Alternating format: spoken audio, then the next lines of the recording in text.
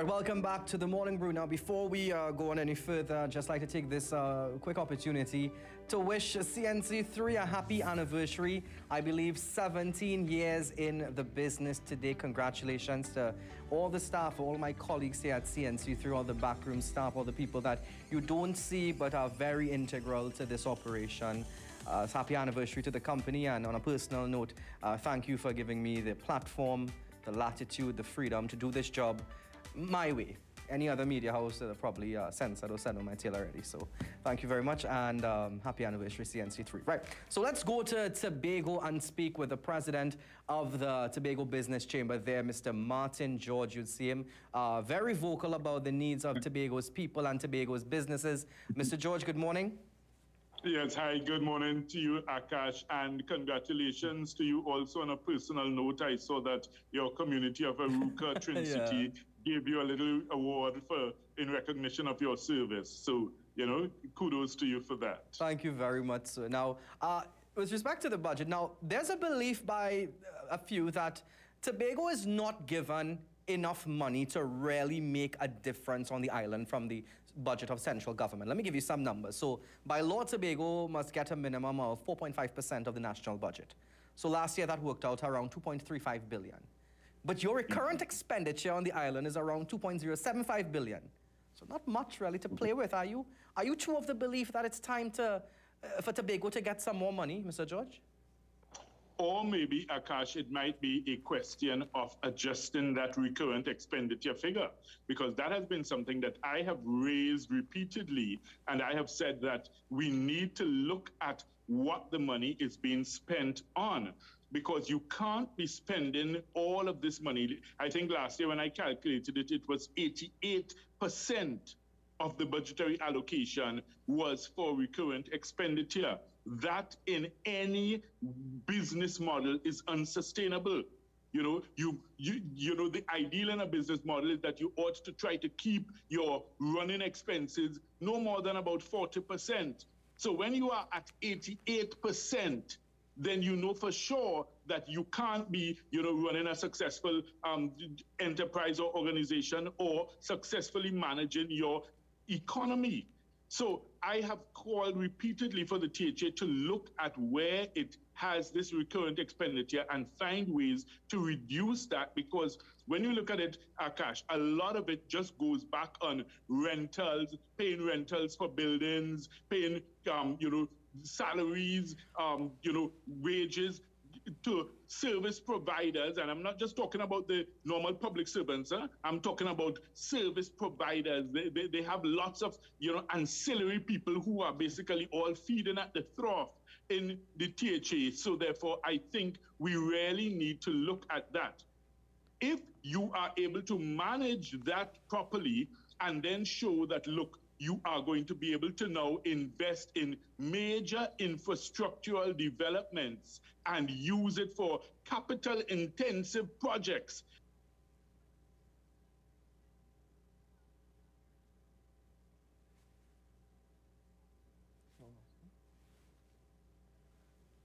All right, Mr. George, we have lost some audio there, so I don't know if our background team could get kind of getting back there. So we're seeing fine, we're not hearing him. We're hearing from Martin George right now. So basically what he's saying is that 88%, imagine that, 88%. Actually, I don't have to ask you all to imagine that. You already, your 88% of your salary already probably goes to paying bills or recurrent expenditure. So let's see if we have Mr. George. Again, Mr. George? Yes, I'm here. There we go. All right. Now, you spoke about, you know, adjusting on that expenditure side. Now, let's say that happens and there is revenue generated or extra revenue.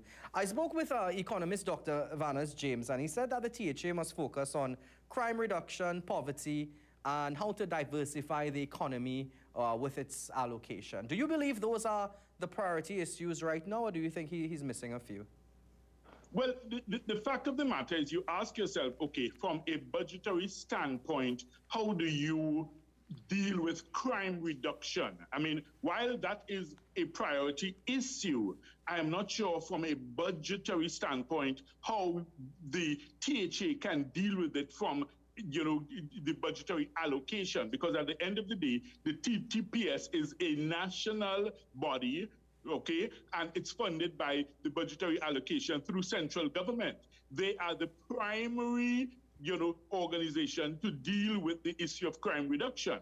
So from a budgetary standpoint, unless Mr. James can, condescend to particulars, I'm not sure as to how that is going to, have an effect or impact in terms of what you get for your budgetary allocation. So in other words, I can't see where you're going to spend it to effect crime reduction, so to speak, in that regard. You mentioned infrastructural projects. What does Tobago need right now with respect to that?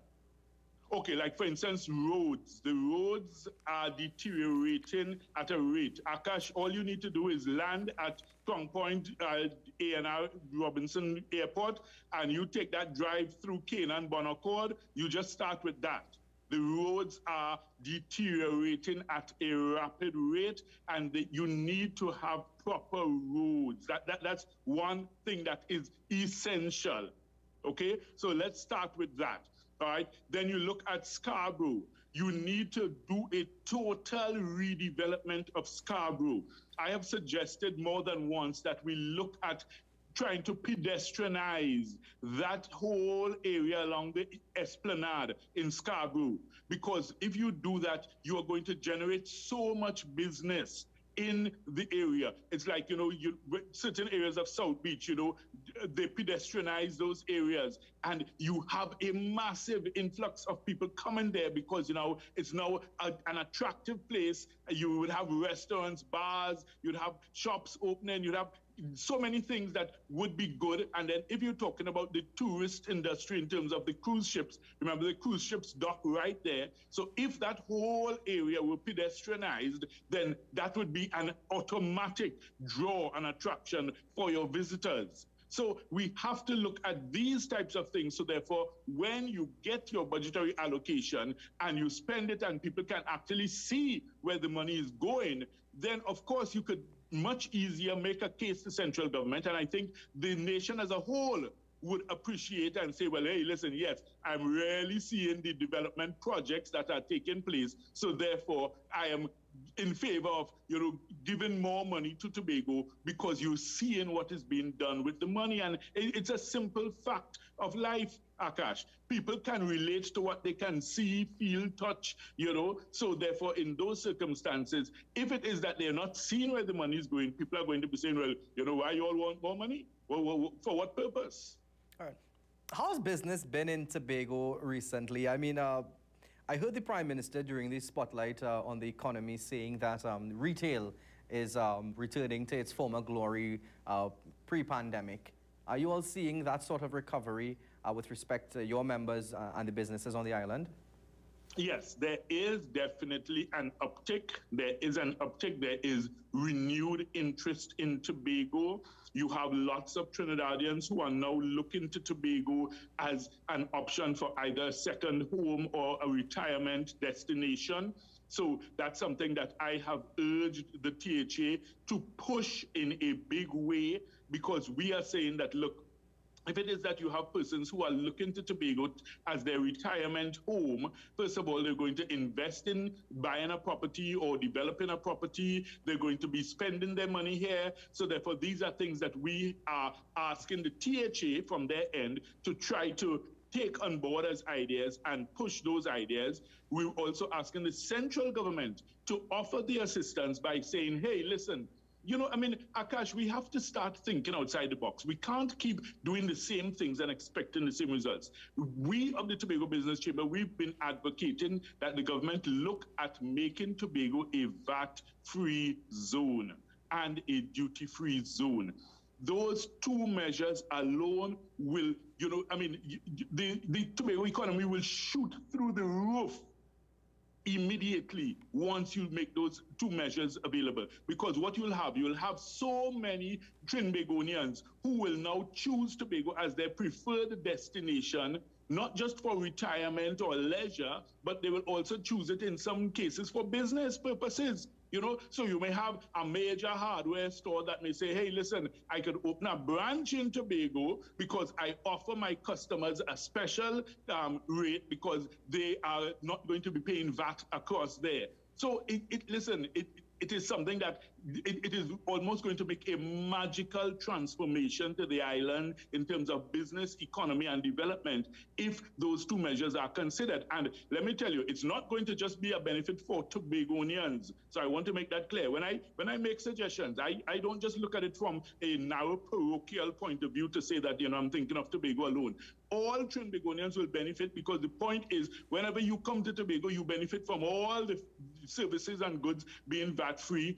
You could invest in Tobago, and therefore you get the benefit of the VAT-free, you know, concession that the government could give you, you know. So therefore, you are always able to capitalize and maximize on that from whichever part of Trinidad or Tobago you're from. It's going to benefit you if it is that the government looks at these types of options. Right, very interesting. So I want to ask you about tourism now. We hear Tobago tourism. But I want to ask you, 2022, there must be other avenues for diversification for Tobago to generate revenue away from tourism. What are those? Well, the thing is, I mean, if you recall, Akash, I mean, I know you're a student of history. You wouldn't have been alive then, but I mean, in the 60s and even up to the early 70s, Tobago was a massive producer of agricultural products, you know. So that is one way that you can look at doing it. But the thing is, agriculture in these times has to be government driven. It has to be government led.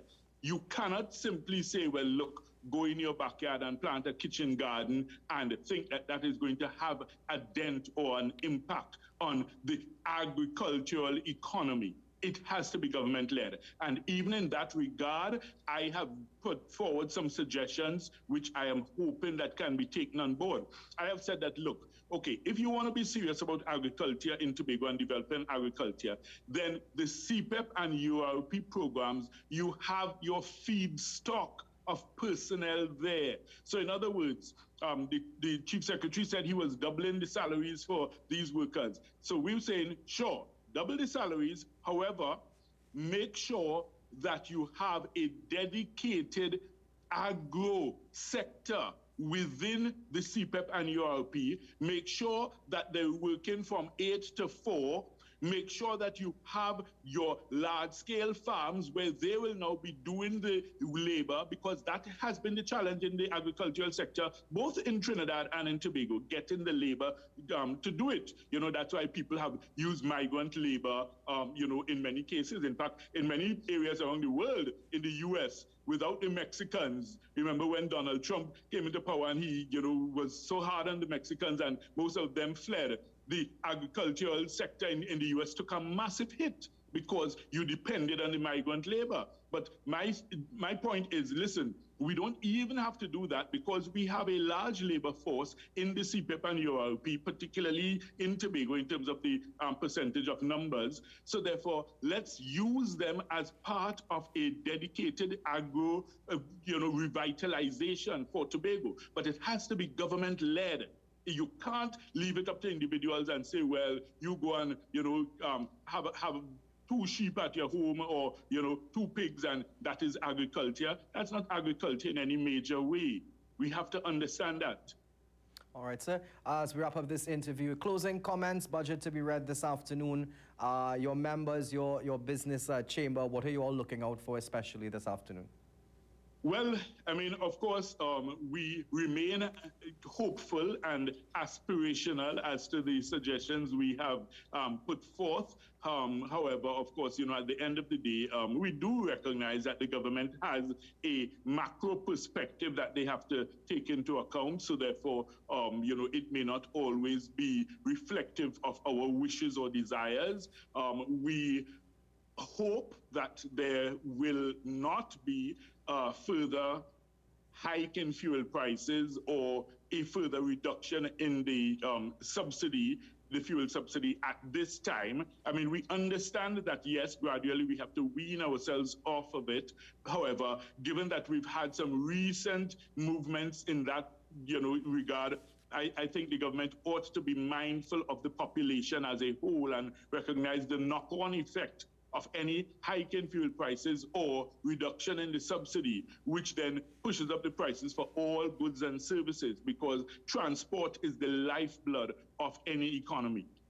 All right, thank you very much, Mr. George. Martin George, president of the Tobago Chamber there. He's calling for no increase in the price of fuel. I'm sure a lot of you all are nodding ahead along with him. Yes, Mr. George, yes. But but the point is, the one person who should be listening to this is probably saying the opposite. Yeah, the speech is already written. The speech, whatever, exactly. Yeah, whatever it is, we're bracing for it this afternoon. Thank you very much, Mr. George. Mr. George saying... It's always a pleasure. Thank you very much, sir. Martin George there saying it's not about necessarily giving Tobago more money. It's about them managing it better.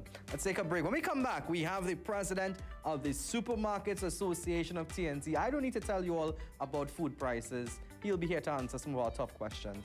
Stay with us.